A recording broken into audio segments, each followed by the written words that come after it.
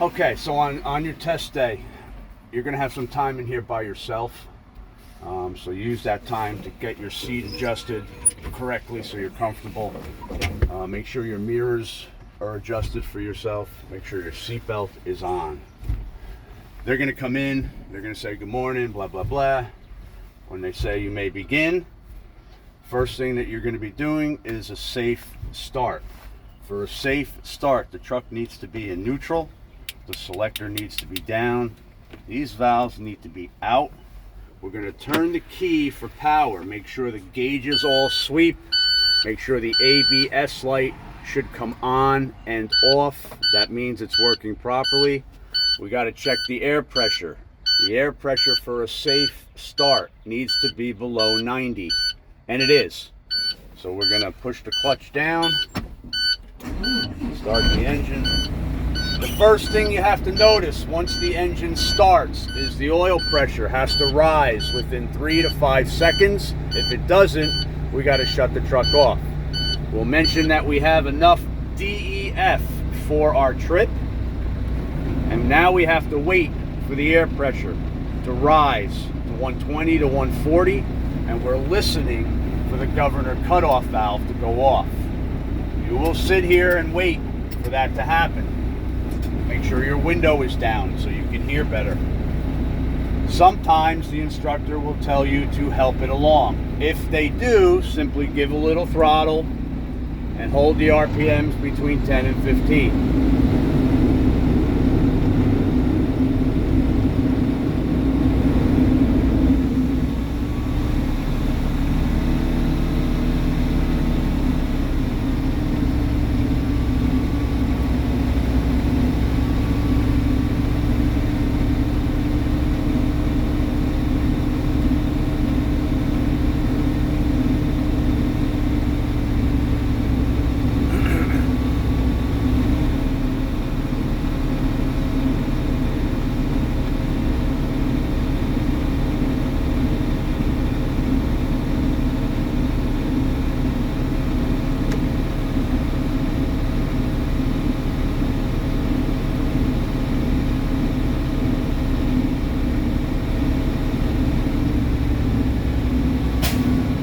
Okay, that sound was the governor cutoff valve.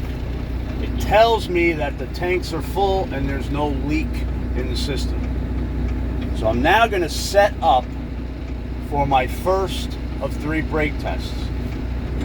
Press the clutch, put the truck into first gear, turn the truck off, release the clutch, turn the key back for power, and push both the valves in. I've now set up and I'm ready for my first of 3 brake tests. The first test is the 1 minute hold. You get your timer out, your watch, your phone.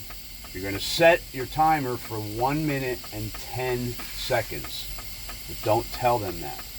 You're going to set it for 110, but you're only going to tell them you're setting it for 1 minute. When you're ready, you'll wait a little bit till the hissing slows down. When you're ready, you'll put your foot on the service brake, you'll hit your timer. When the minute and 10 seconds is finished, take your foot off the brake and you're going to tell them that you did not lose more than 4 psi in 1 minute. The next test is for the low air pressure, warning light and buzzer, and that should come on around 60. So we're going to pump the brake down until that happens. Okay, there is your low air pressure warning light and buzzer. It's working properly. We're going to continue to pump it down to below 40. And at that time, we're going to keep our eyes on the valves until they both pop out. Keep your eyes on the valves.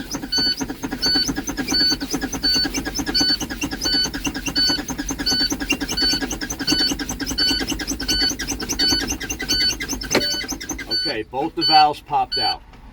That tells me that the spring brakes are working properly. Turn the truck off. So we're now going to do our second safe start. We're just going to do and say the same thing we did for the first safe start. For a safe start, The truck needs to be in neutral. The selector switch down. The valves need to be out. We turn the key for power. Make sure the gauges all sweep. Make sure the ABS light comes on and off, means it's working. We need to check our air pressure for a safe start. The pressure needs to be below 90, and it is. So we're ready to start the truck. Clutch down. Again, once the engine starts, the first thing to notice is the oil pressure has to rise within 3 to 5 seconds. If it doesn't, we shut it off. I have enough DEF for my trip, and I'm waiting again for the air pressure to rise to 120 to 140, and I'm listening for the governor cutoff valve to go off. This time, while I'm waiting, I'm going to continue with the rest of the in-cab. So we'll start with our lighting indicators. The left blinker works, the right blinker works, four-way flashers work. I'll turn the headlights on, my dash is illuminated, and my high beam indicator is working. I'm going to leave the lights and flashers on because I need them for the outside part of the test. Check my air pressure real quick. I still got some time. So next on the list is the emergency equipment. We've got 4 of them. Our seat belt is mounted to the cab. It's not ripped or torn, and it latches and unlatches properly. I have a 10-pound ABC fire extinguisher, fully charged, up to date, secured with a pin, and it's in my reach. I've got 3 reflective triangles.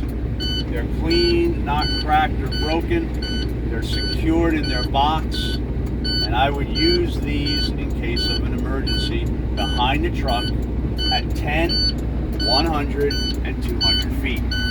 In the glove box, I've got 6 spare fuses, 1 for every component in the truck, unless the truck has circuit breakers. I'll check my air pressure again. I still got some time. Next is the windshield and traffic monitoring devices. My windshield is clean, not cracked or broken. No cracks larger than an inch. No illegal stickers. My inspection sticker is valid.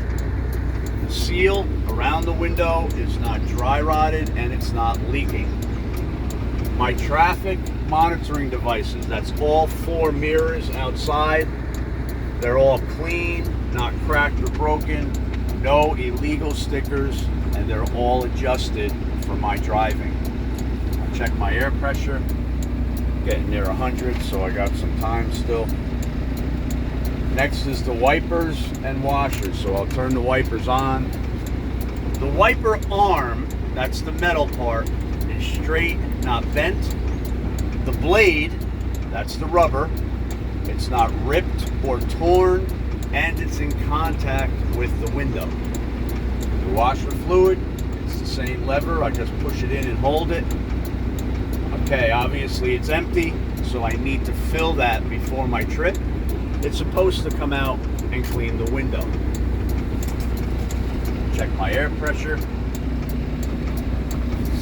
Still got a little bit of time. Next is my heater and my defroster. So I'll turn all these to the right, all the way to the right. The last setting here is your defroster. I can feel air coming out of the vent. That tells me there's no obstruction in the vent. And I would use this to get rid of ice, snow, or fog off of the window. So I'll turn now this setting to the double arrows, which is my upper and my lower vents. I can feel the air coming out upper and lower. That tells me there's no blockage. And I would use this to regulate the temperature inside the cab. Check my air pressure. It's getting close, but not quite there yet. Next on the list are the horns. We have a city horn is working, and we have a highway horn is working. Okay, this particular truck, the valves are a little leaky. The governor cutoff valve in the test truck will have gone off already, and as soon as it goes off, you have to stop what you're talking about and mention it. I'm going to wait here a few seconds for this one to go off.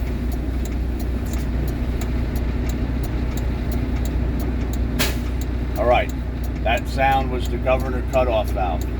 It tells me the tanks are full and there's no leak in the system. So now, once we're done with the horn, we're going to do the tug test. We're going to put the truck into first gear.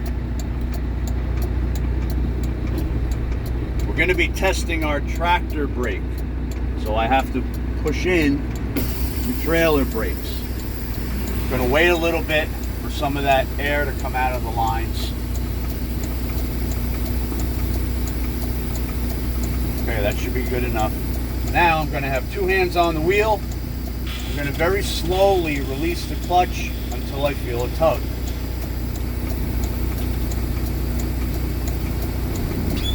Okay, I felt the tug. That tells me that the tractor brake is working properly. So now I'll pull out the trailer brake. I'm going to push in the tractor brake. I'm now testing the trailer brakes and the fifth wheel connection. So same process, two hands on the wheel. I'll release the clutch slowly till I feel a tug.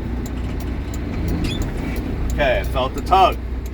That tells me the trailer brakes are working and the fifth wheel is secured.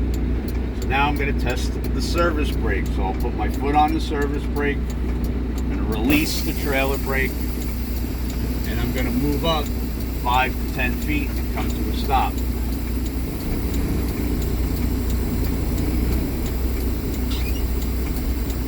Come to a stop, secure the truck. Neutral, let go of the clutch, pull the valves. So I moved up 5 to 10 feet, I came to a stop, and the truck did not pull to the left or to the right.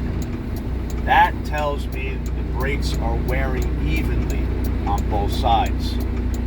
That completes my in-cab inspection, and I'm waiting for further instructions. When the time comes to get out of the truck, make sure you turn it off,